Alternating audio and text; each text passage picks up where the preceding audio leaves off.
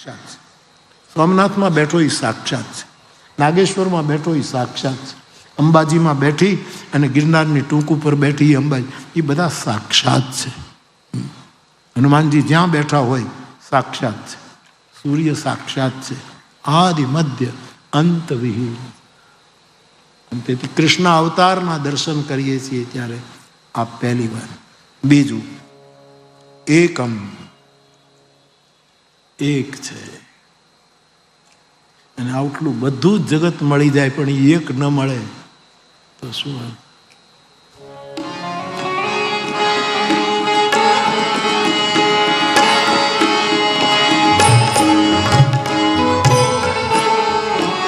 એક મળવો જોઈએ, એક છે.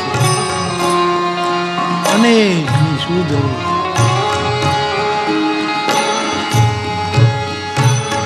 અમારે પૂજનીય મુરલી બાબા આ પંક્તિઓ ગાય એમ કહે છે, આ ચારુ કેશી રાગ છે એવું કહે. આપણને ખબર નથી. મહાજનો યેન ગતઃ સપંથ. ગોપાલ બાબા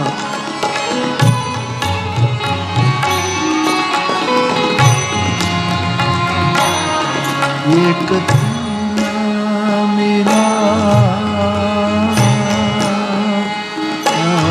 एक सारी दुनिया मिले भी तो क्या है, एक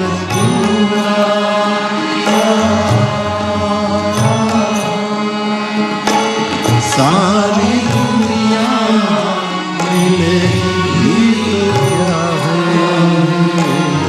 मेरा दिल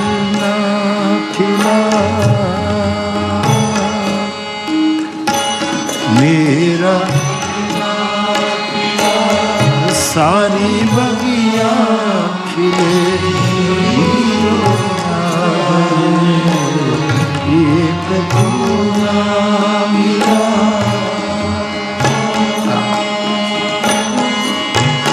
तकदीर की मैं कोई भूल हूँ, डाली से बिछड़ा हुआ फूल हूँ. तकदीर की मैं कोई भूल हूँ, डाली से बिछड़ा हुआ फूल हूँ, साथ तेरा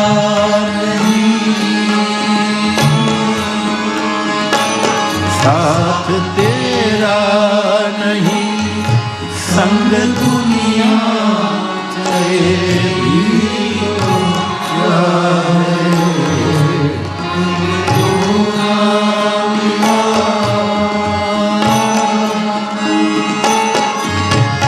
धरती हूँ मैं और तू है गगन, होगा कहाँ तेरा मेरा धरती हुए और तू होगा कहाँ तेरा मेरा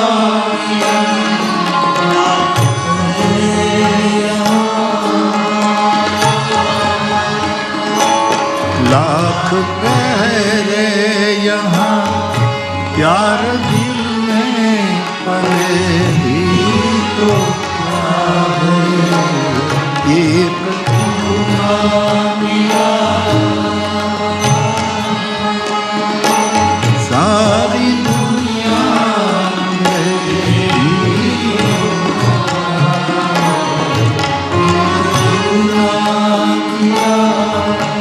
एक तू आ परम तत्व एक છે. एक राम घन श्याम हित चातक तुलसीदास. एक છે, એકમ. આપણા સનાતન ધર્મના પરમ તત્વોના જે વિગ્રહો છે અથવા તો એનું સાત્વિક તાત્વિક જે દર્શન છે એ એક છે, જે પૂર્ણતા પ્રતિ કે પ્રતિ આપણને પરિચય કરાવે છે. વિભુ, વિભુના ઘણા અર્થ શબ્દો વિભુનો એક અર્થ છે વ્યાપક. વિભુમ વ્યાપકમ. રુદ્રાષ્ટકમાં આ શબ્દ જોડ્યા છે. વિભુમ વ્યાપકમ બ્રહ્મ વેદ સ્વરૂપમ. વિભુ એટલે બહુ જ ફેલાયેલું, બહુ જ વ્યાપક વિભુ. અને એટલે જ વિભુ પરથી એક શબ્દ આવ્યો વિભૂતિ. વિભુ એટલે પ્રભુ અને એની વિભૂતિ. અને તેથી ગીતામાં કહે મારી વિભૂતિનો અંત નથી, એટલું એ વ્યાપ્ત છે. નામ તો સ્થિર. આમ કહીને વિભૂતિને અનંત બતાવી. તું વિભુ છે.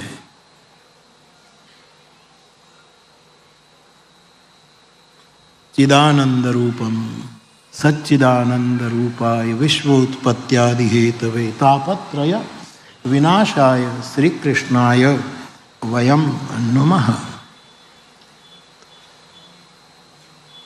રામ સચ્ચિદાનંદ દિનેશા. આ બધા જ તત્વો સચ્ચિદાનંદ રૂપ છે, એટલે પૂર્ણ છે. સંક્ષેપમાં અદ્ભુતમ તમેક અદ્ભુતમ વિભુમ તુરીયમ. અત્રી કહે છે પ્રભુ તું અદ્ભુત છે, તું અદ્ભુત છે. પરમાત્મા અદ્ભુત છે. કાવ્યના નવરસ છે, નવે રસ પરમાત્માને લાગુ પડતા હોય છે. અને છેલ્લે શાંત છે, શાંતાકારમ. અદ્ભુત રસ એની અંદર રૂપાય. પ્રભુ તું અદ્ભુત છે. તારી કથા અદ્ભુત હોય તો તું કેવો અદ્ભુત હશે, કલ્પના કર તારી કથા. સમર્થ રામદાસજી કહે છે કે બડા ચાંગલા નામ રઘુનાયકા ચા. બડા ચાંગલા નામ મુનિ નાયકા ચા. વાલ્મીકીજીને યાદ કર્યા. કેવું મોટું નામ છે વાલ્મીકી. બડા ચાંગલા નામ કથા ગાયકા ચા. તું અદ્ભુત છે, તું અદ્ભુત. એક જ શબ્દ નીકળે છે, અદ્ભુત. પૂર્ણતા પ્રતિસંકે અદ્ભુતમ ઉમા સહાયમ રમા સહાયમ સિયા સમા સહાયમ લક્ષ્મી સહાયમ રાધા સહાયમ સિયા સહાયમ. તું પૂર્ણ છે. પરમેશ્વર. પરમેશ્વરનો અર્થ થાય છે ઈશ્વરનો પણ ઈશ્વર. આ શબ્દનો આજે ઘણા લોકો સનાતન ધર્મનું ખંડન કરવામાં ઉપયોગ કરે છે કે પરમેશ્વરના પરમેશ્વર, બીજો કોઈ નહીં, એવી બધી વાતો થતી હોય. પરમેશ્વર કેવલ પરમાત્મા જે પૂર્ણ એને લાગુ.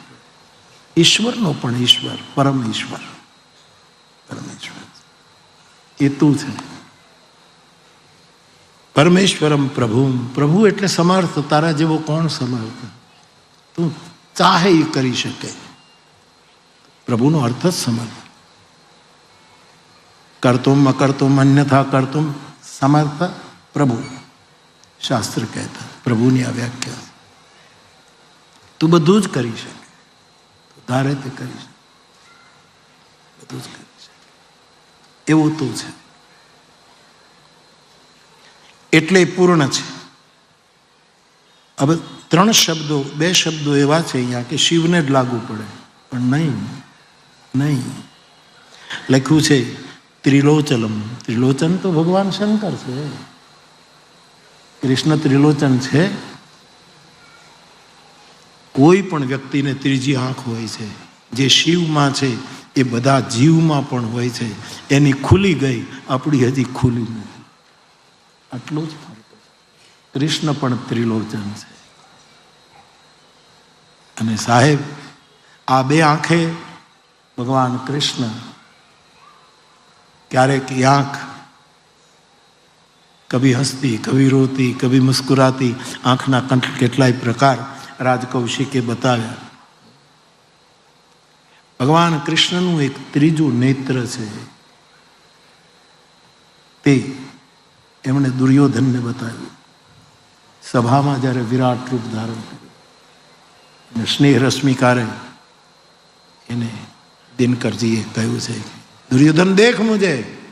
અને એ વખતે જે ત્રીજું નેત્ર, ભગવાનની ભયાનકતા, ભગવાનના એ જે દિવ્ય સ્વરૂપ પેલું વર્ણન. ત્રિલોચન, કૃષ્ણ ત્રિલોચન છે.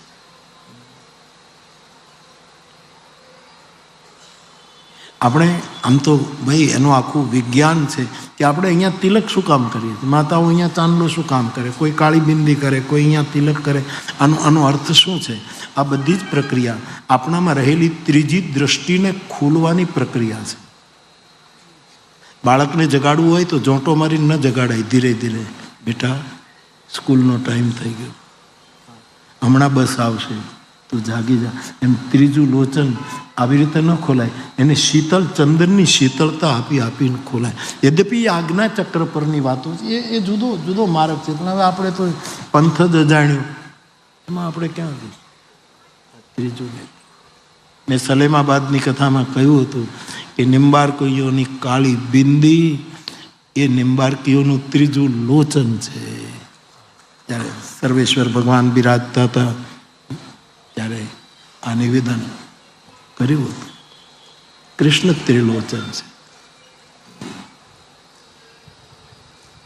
ત્રિલોચન એના બે લોચનો એ ત્રિભુવનને વિમોહિત કરે, અને એ જ્યારે ત્રીજા નેત્રથી કરુણા કરે છે. શિવજીનું ત્રીજું નેત્ર બધું બાળી દે છે, અને કૃષ્ણનું ત્રીજું નેત્ર જો આપણામાં સમજાય તો આપણને બધું ભળાવવા માંડે, આપણને બધું દેખાવા માંડે, આપણને બધું પ્રત્યક્ષ થવા માંડે. આવું ત્રીજું લોચન. તો ત્રિલોચનમ શિવને તો લાગુ પડે જ, ત્રિલોચન છે.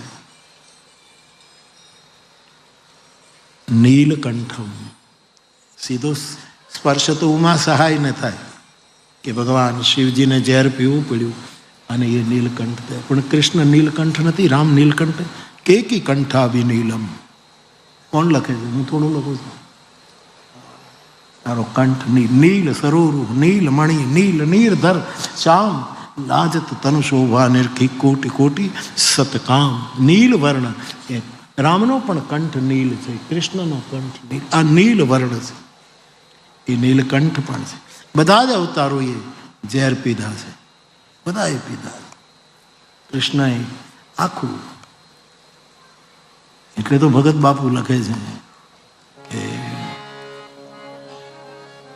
જન્મીને જદુકુળમાં, હે કૃષ્ણ, યદુકુળમાં જન્મીને તમે કેટલું ઝેર પીધું છે, કેટલા કષ્ટ સહન કર્યા.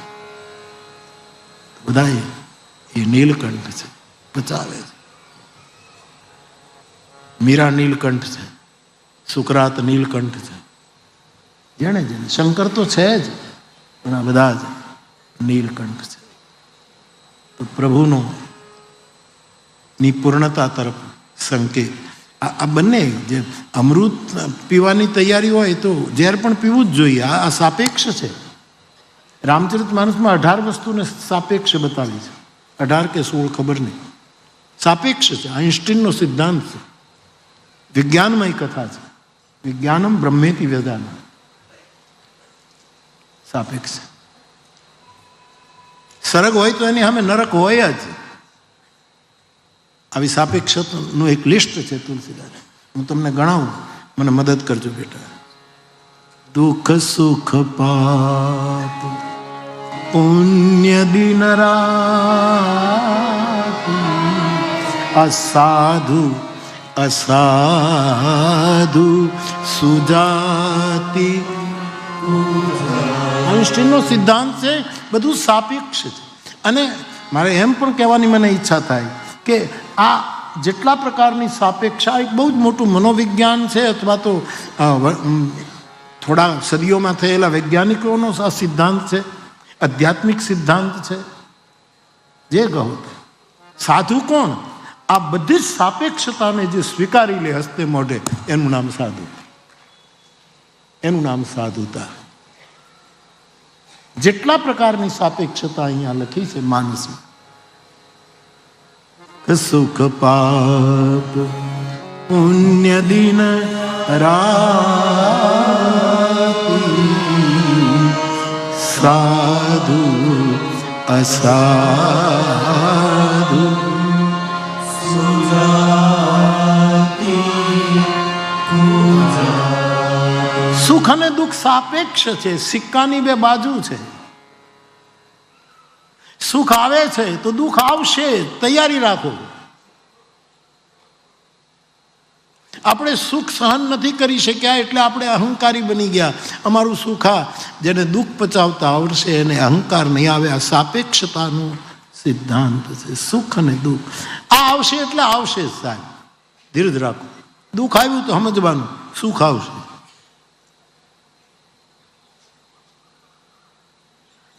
સુખ થોડી વાર ચાદર ઓઢીને સૂઈ જાય છે ત્યારે આપણને એમ થાય છે કે સુખ આવ્યું, પણ સુખ પાછો ધાબળો ઓઢીને સૂઈ જાય ત્યારે આપણને એમ થાય દુઃખ. આ સાપેક્ષ છે. અને આ તમામ દ્વૈતને હસ્તે મોઢે સહન કરે એનું નામ સાધુ.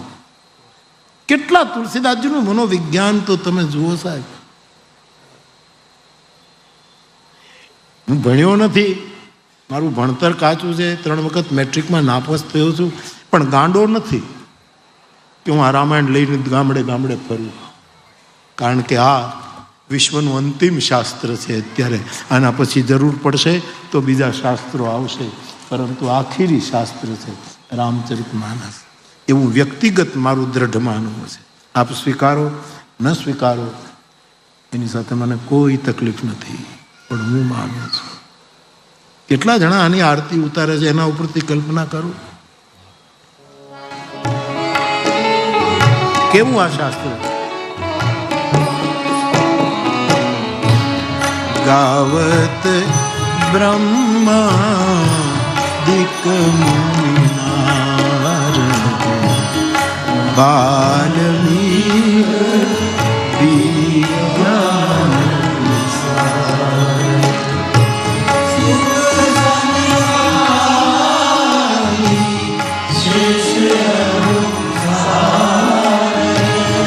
વરની પવન સુત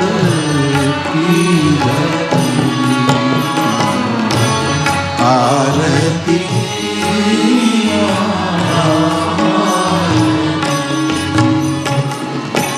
ગાવત વેદ પુરાણ અષ્ટદશ ચાલો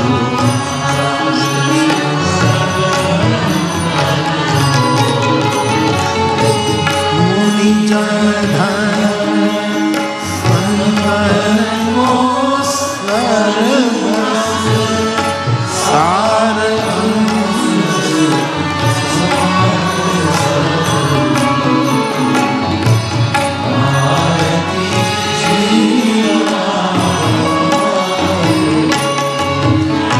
સાહેબ. આ ગ્રંથ માટેની હદ તો ત્યારે થઈ ગઈ. એ ગાવત સંતત શંભુ ભગવાન, ગાવત સંતત શંભુ ભગવાન, પરુઘટ સંભવ મુનિ વિદ્યા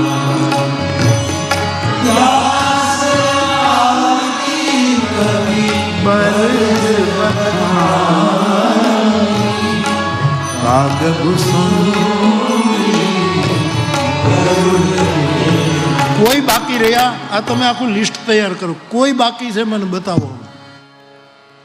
આ બધાએ શું કામ આરતીની થાળી હાથમાં લીધી? આ કોઈ આપણા જેવા ખાલી ઘેલા માણસો કે આપણા જેવા ખાલી આમ ભાવુક એવા માણસો નથી. આ વૈજ્ઞાનિકો છે, બધા વૈજ્ઞાનિકો છે. એવી આ રામકથા એ સાપેક્ષતા બતાવે છે કે આ છે તો આ હશે જ, આવશે. દુઃખ સુખ પાપ સુખ દુઃખ, સુખ પાપ પુણ્ય દિન રાત. પાપ પુણ્ય સાપેક્ષ છે સાહેબ, સાપેક્ષ. તમારી પાસે પૈસા હોય, ક્ષમા કરના, તમારી પાસે પૈસા હોય અને તમે દાન કરો એ સારું છે. રામાયણમાં લખ્યું એને કે એને વિધિ દાન કરો. પણ તમે 1 કરોડ રૂપિયાનું પુણ્ય કરો તો એમાં ક્યાંક પાપ છુપાયેલું છે, કોકનું શોષણ છુપાયેલું છે, કોકનું અધર્મનું લીધેલું છુપાયેલું છે. એ છૂટતું નથી. સાપેક્ષ છે. એ તો રામાયણનું ગાયન કરશો તો આમાંથી મુક્ત થવાય. ન પુણ્યમ ન પાપમ ન સૌખ્યમ, શંકરાચાર્ય કહે છે. અને પુણ્યમ પાપ હરમ સદા શિવકરમ વિજ્ઞાન ભક્તિ પ્રદમ માયા મોહ મલાપહમ સુવિમલમ પ્રેમાંબુ પૂરમ શુભમ. પણ દાન કરવું જોઈએ, પણ એમાં કોઈ ને કોઈ ક્યાંક કોકનું શોષણ છુપાયેલું છે. આ સમજદાર આદમીએ ભૂલવું નહીં જોઈએ.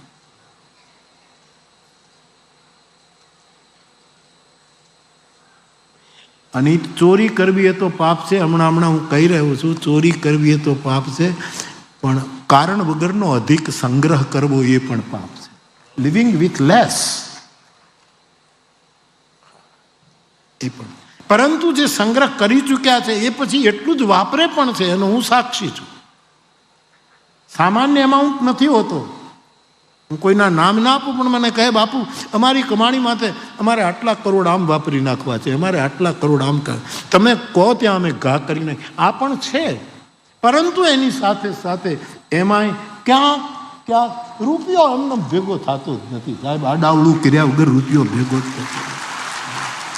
હૃદયા ભેગા કરો, રૂપિયાની મૂકો.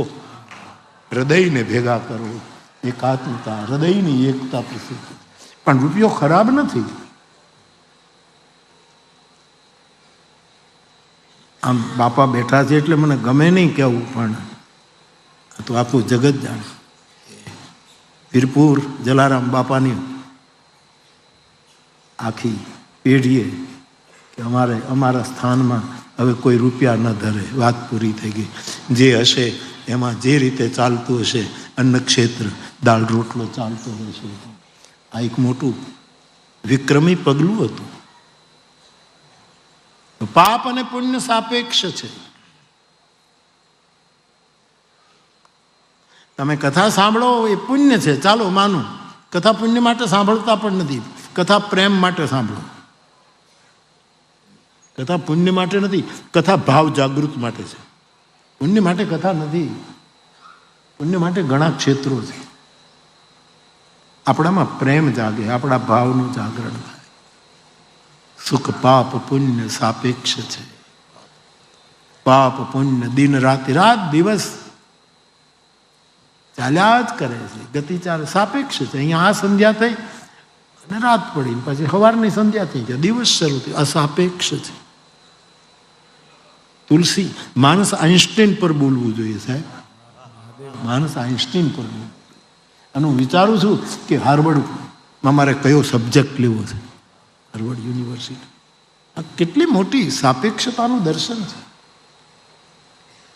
સાધુ અસાધુ, જગતમાં સાધુ છે તો સમજવાનું અસાધુ પણ છે. બંને છે. સાધુ અસાધુ સદન સુખ સારી. ગોસ્વામીજી કહે સુમિરહી રામ દેહી ગની ગારી. મારા ગોસ્વામીજી લખાય. સાધુ છે અસાધુ પણ છે. સાધુ છે તો ખબર પડે છે કે આ સાધુ છે, અને અસાધુ છે એટલે ખબર પડે કે આ સાધુ છે. આ સાપેક્ષ છે. સાધુ અસાધુ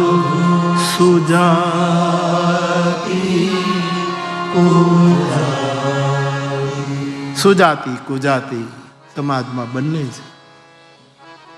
શબ્દની પણ જાતિ કુજાતિ હોય છે. ક્યાં જાઓ?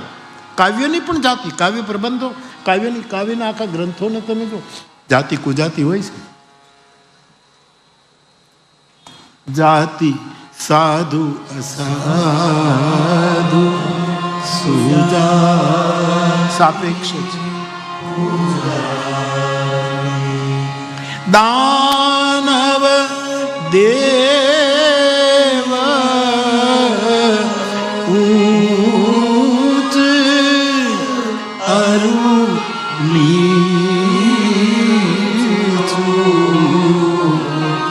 અમીય સજીવન માહુર. દાનવ દેવ, દાનવ છે તો દેવ પણ છે. દેવ અને દાનવ સાપેક્ષ છે. ફરક એટલો જ છે, થોડાક દિતિના દીકરા છે, થોડાક અદિતિના દીકરા છે, આટલો જ ફરક છે. સાપેક્ષ છે. માણસમાં જ ક્યાંક કૃષ્ણ બેઠો છે ને ક્યાંક કંસ બેઠો છે. આ બે હારે આપણા ગાંધીનગરના લેખક કોણ આપણા આમ ભૂલી ગયો, કેટલી નવલકથાઓ લખી છે. હા, કોણ? દોલત ભટ્ટ. ના, એમણે તો ઘણું લખ્યું છે, પણ આ તો આપણે નહીં, આપણે બિહારની કથા નહીં. કેશુભાઈ એની કવિતા છે, માનવ તું જ કૃષ્ણ છો ને તું જ કંસ. દાનવ દેવ સાપેક્ષ છે. ઘણી વખત એક જ વ્યક્તિમાં ક્યારેક દેવતાનું પણ દેખાય ને ક્યારેક દાનવ પણ દેખાય. આપણે બધા જ એના પ્રમાણો છીએ. આપણે બધા આપણે જ પ્રમાણો છીએ. આપણામાં ક્યારેક દેવું પણ ક્યારેક દાનવ, કારણ કે સાપેક્ષતા. તમે કારણ વગર કોઈના ઉપર ક્રોધ કરો તો સમજાવો તમે દાનવ છો, અને કોઈએ ગમે તેટલો ક્રોધ તમે કર્યો હોય અને છતાંય તમે બોધને પકડી રાખો તો તમે દેવ છો. સીધી વાત છે.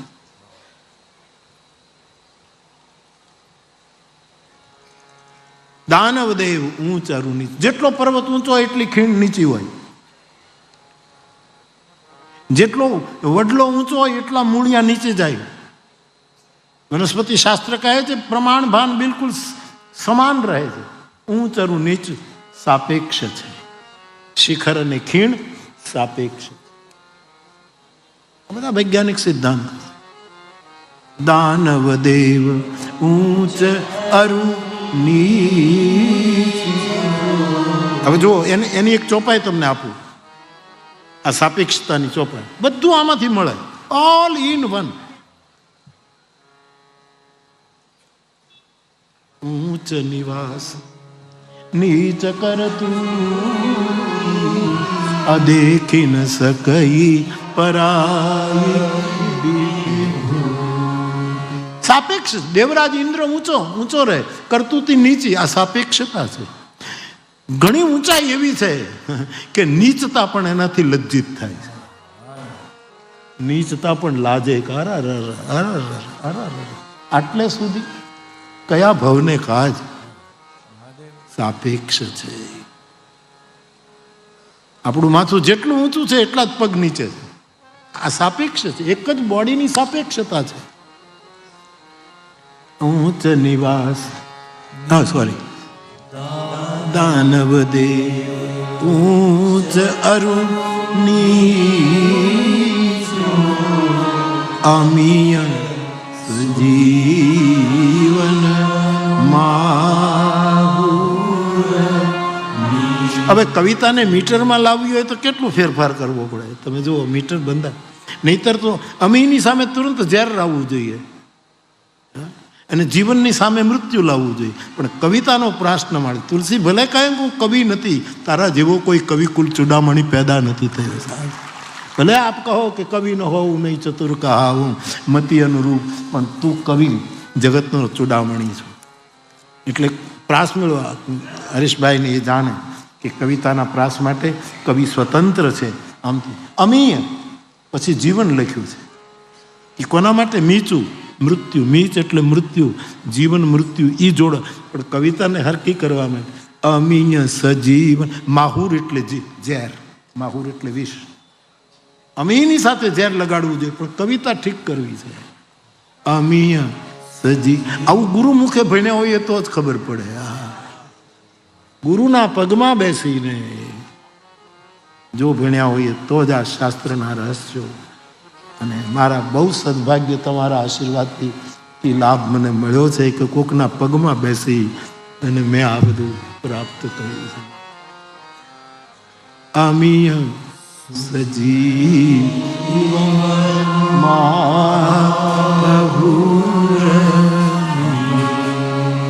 તો અમૃત અને ઝેર સાપેક્ષ છે.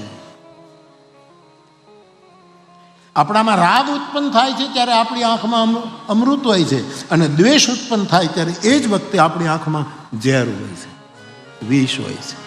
આપણે એના આ સાપેક્ષતા અકબંધ રહે છે. અમીય અને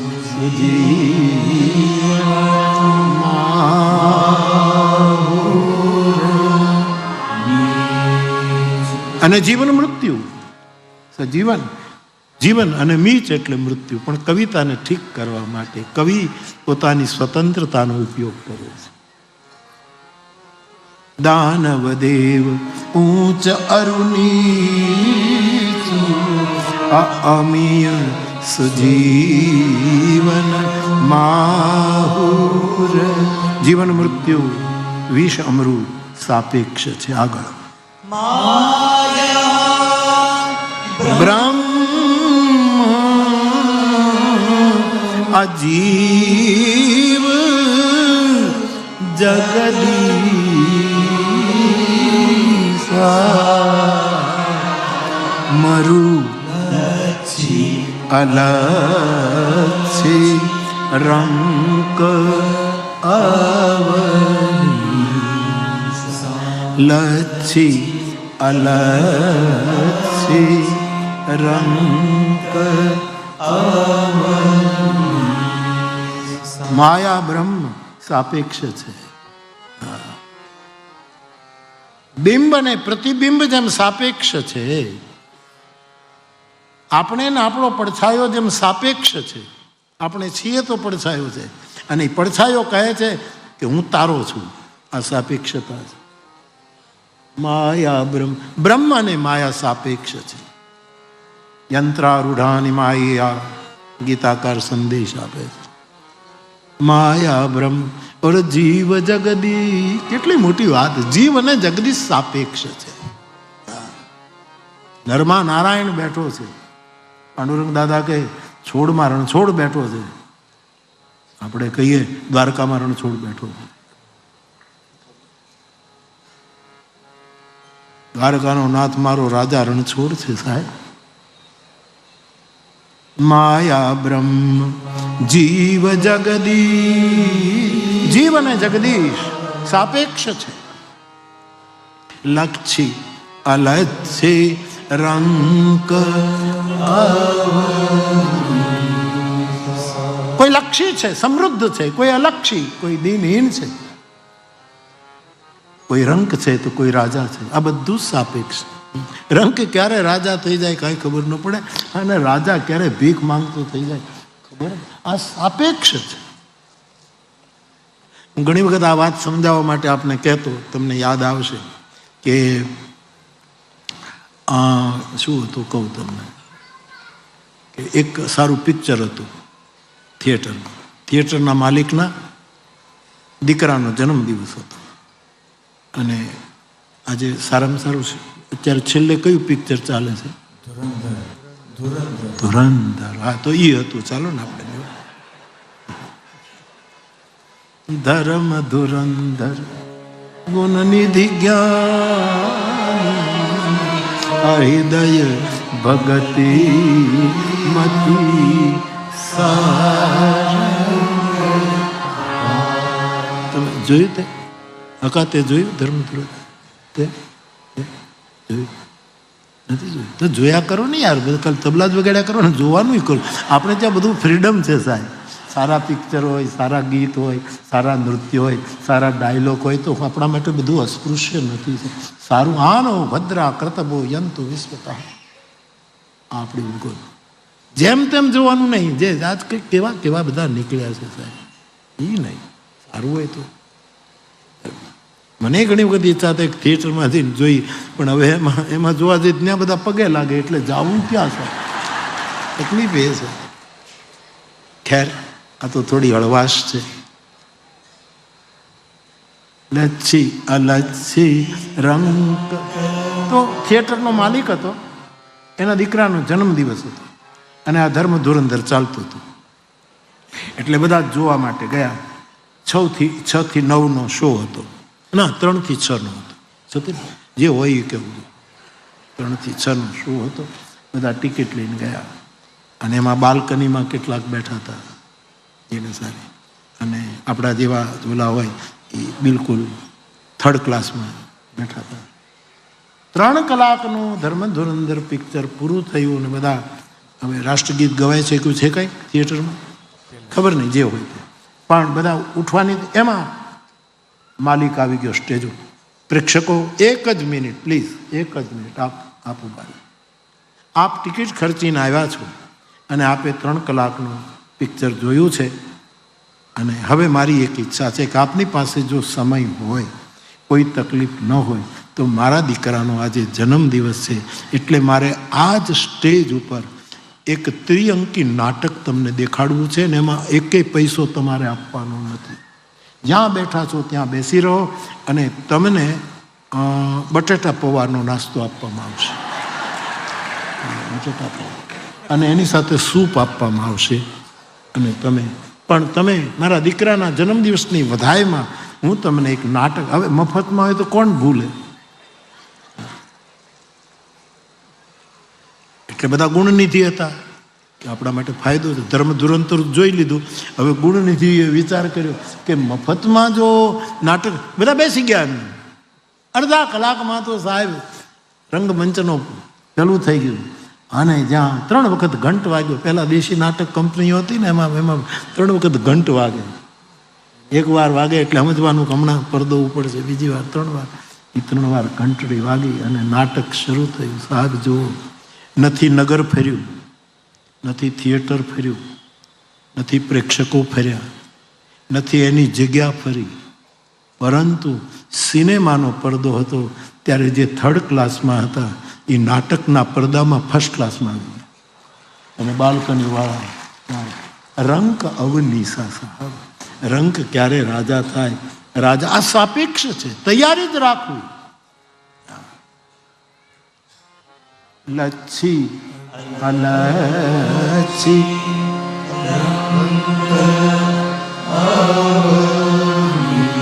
કાશી મગ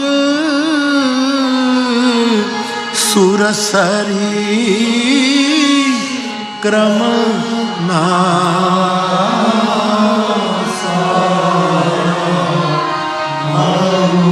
મારવ મહિદેવ. કેવી સાપેક્ષતા લાવ્યા છે દોસ્તો, આખું પ્રકરણ તો જુઓ. કાશી મગ, અહીંયા કાશી છે તો મગહર પણ છે. કાશી મગ સાપેક્ષ છે. એટલે કબીર સાહેબે ક્રાંતિ કરી કે કાશીમાં મરાઈ મુક્તિ પામે, મારે મગહરમાં જવું છે. સાપેક્ષ છે. મુક્તિ માટે ભૂમિની જરૂર નથી, ભૂમિકાની જરૂર છે. બેટા તમે સંગીતના ગાઓ છો, વગાડો છો, તમારા માટે કહું, સારું વગાડો, સારું ગાઓ, હું તો તમારી પાછળ આવતો. પરંતુ એમ લખ્યું છે કે જેને તાલનું ભાન છે, શાસ્ત્રનો આધાર, જેને તાલનું ભાન છે, જેને લયનું જ્ઞાન છે, જેને સૂરનું ભાન છે, જે જરાય ક્યારે સૂર, એને મોક્ષ પ્રાપ્તિ માટે બીજા સાધનો કરવાની જરૂર નથી. હવે આથી તો વધારે શું હોય? આ 3-4 વસ્તુ જેને સમજમાં આવી, જેને સૂર પકડી લીધો છે, જેને તાલને આદર આપ્યો, જે લઈ ચૂક્યા નથી સાહેબ, સ્વરભંગ જેનો થતો નથી, આવા સંગીતને મોક્ષ સાધન ગણ્યું છે સાહેબ, એને મુક્તિ પ્રાપ્ત. તો કાશી અને મગહર સાપેક્ષ છે. મગહરમાં મુક્તિ જ ન મળે અને ત્યાં બધું આમ જ થાય, તો કબીર સાહેબ આપનું પ્રતિનિધિત્વ કરતા ત્યાં ગયા. સાપેક્ષ. કાશી મગ સુરસરી ક્રમના, ગંગા અને કર્મનાશા નદી. કર્મનાશામાં નાવ એટલે બધું ખતમ થઈ જાય, પુણ્ય બુન, અને ગંગામાં નાવ એટલે પાપ, પણ એ બંને સાપેક્ષ. કાશી મગ સુરસરી ક્રમના અમરુ મારવ મહિદેવ. મરવું એટલે મારવાડ. ઓછો વરસાદ પડે, થોડીક અભાવમાં જીવવું પડે, રણ પ્રદેશ વધારે મારવાડ. મારું અને માળવા સમૃદ્ધ, મધ્યપ્રદેશ આખો સમૃદ્ધ, માળવા. પણ બંને સાપેક્ષ છે. વગડો હોય કે સમૃદ્ધ ફળદ્રુપ, એ અંતે સાપેક્ષ. મારું મારવ હદ કરે છે તુલસી. મહિદેવ એટલે બ્રાહ્મણ, અને ગવાસા એટલે શિકારી, હત્યારો. ગવાસા એટલે સાપેક્ષ છે. ક્યારે માણસ હિંસક બની જાય કાંઈ ન કહેવાય, અને ક્યારેક અંગુલીમાન બુદ્ધમ શરણમ ગચ્છામિ કહેતો બુદ્ધની પાછળ ચાલે, કાંઈ ખબર મહિમા મહિદે